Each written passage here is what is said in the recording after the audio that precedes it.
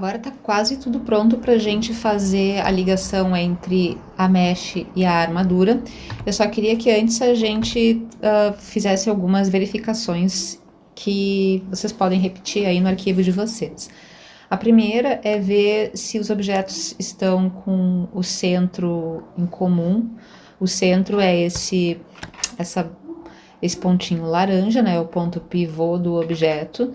Ele pode estar em qualquer lugar. Eu acho que fica mais fácil se ele estiver no 000, que é o atalho Shift C que a gente já usou antes, tá? Então, se vocês, por exemplo, selecionam a armadura, tá aqui no centro. Selecionam a cabeça da Ellie, no mesmo centro. E se vocês selecionam o corpo, tá tudo no mesmo lugar. Se eu selecionar a costura, que eu fiz e não gravei, porque fiz do mesmo jeito que a cabeça, vocês podem ver que ela não tá aqui no centro. Isso aí potencialmente pode trazer problemas, tá? Se a gente selecionar aqui a cabeça, ela tá no centro. Então, o único problema seria esse aqui da barriga, né? Essas costuras da barriga. Como a gente resolve? F3 para acessar o menu de busca. Coloca Origin, aí set Origin, e aí vocês podem escolher Origin to 3D Cursor, que aí ele vai pro cursor, a origem vai pro cursor 3D, que é aquele alvo branco e vermelho que tá no centro, e pronto, tá bom? A próxima coisa que a gente vai fazer é juntar as meshes do corpo e da cabeça. Então, eu vou selecionar essas duas meshes, vou dar Ctrl J, que é igual ao Illustrator, né? Faz uma união. Aí, se vocês entrarem no Edit Mode, vocês podem ver que estou selecionando com L de Linked.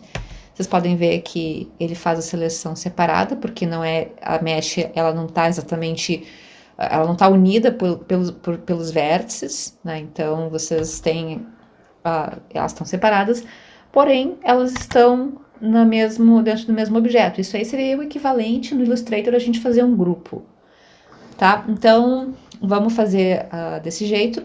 E aí, a gente tá pronto, a gente tá quase pronto para fazer o parent do corpo com a armadura. Acho que a gente podia fazer o seguinte, tá? Vamos aqui nos modificadores, aí vocês estão vendo que a Ellie, ela tem dois modificadores aqui, tá? Ela tem um Subdivision e um Mirror. O Mirror, ele tá espelhando no eixo X, e o Subdivision, a gente não tá enxergando, ele tá deixando a Ellie um pouco mais arredondada. Eu acho que a gente deveria aplicar o Subdivision. Por quê?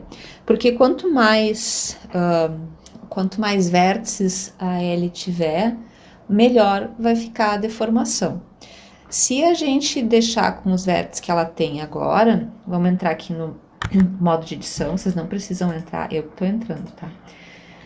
Se a gente usar os vértices que ela tem agora, deixa eu ver qual é o modo que a gente consegue ver. Aqui, ó. Eu tô usando esse conjunto aqui de botões selecionado pra gente ver o cage, ou a gaiola, que é a mesh real, e por dentro a gente vê o resultado. Então, tem vértices que não existem quando a gente faz o Subdivision Surface, porque esse aqui é o resultado que a gente vê na cage, em laranja, amarelo, é o resultado da malha real. Quando a gente vê desse jeito aqui, a gente está vendo o resultado de uma malha suavizada. Tem loops que estão aqui que a gente não está vendo. Tô aqui no wireframe, tá? Esse aqui é o resultado real. Então, vê que a gente tem duas subdivisões aqui no viewport. Então, a gente tem, para cada loop, a gente tem duas subdivisões. Então, tem 4 na vertical, 4 na horizontal.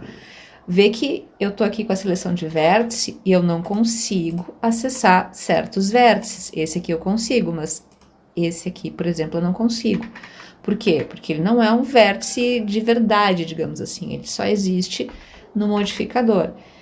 Então, quando eu fizer a deformação da L, ainda que ela pareça uma geometria assim suave e com uma malha com muitos polis, ela não é ainda. Ela é uma malha com essa quantidade de pólis que a gente está vendo aqui, tá? Então, ela vai deformar como se fosse como se ela tivesse essa quantidade de vértices.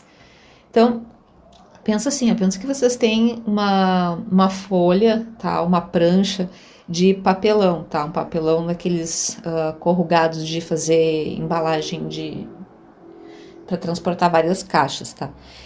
Imagina que vocês querem dobrar esse papelão. Fica muito mais fácil se vocês fizerem um vinco, não é? Quanto mais vincos, mais vocês conseguem dobrar, até que vocês fazem tantos vincos que daqui a pouquinho vocês conseguem fazer, por exemplo, um cilindro, um cano com esse papelão, tá? Então, é mais ou menos não, é exatamente o mesmo raciocínio. Quanto mais vincos a gente fizer, quanto mais loops a gente tiver, melhor vai ficar a deformação da malha. Pensa que se ao invés de um papelão corrugado, que é uma coisa bastante rígida, né? Pensa que se vocês, ao invés disso, tiverem uma coisa que vocês possam fazer uma quantidade maior de vincos, vocês podem ter uma superfície que vai se assemelhar muito a alguma coisa que seja realmente curva, tá? Lembrando, tá, que como a gente falou no início dos vídeos, bem lá no início, a gente não tem superfícies curvas no 3D. A gente não tem, é só a ilusão de que as faces são curvas, elas não são. É uma ilusão provocada pela forma como o Eevee ou os Cycles espalham a luz em cima de cada uma dessas faces. Então, aqui, por exemplo, a gente vê que o espalhamento de luz está sendo feito de um modo flat. Aqui, se a gente colocar em Object, Shade Smooth, a gente vai ter um resultado diferente. Tá? Então, isso é só para lembrar vocês que nesse caso, a gente provavelmente vai se dar melhor se a gente fizer esse Apply do Subdivision Surface.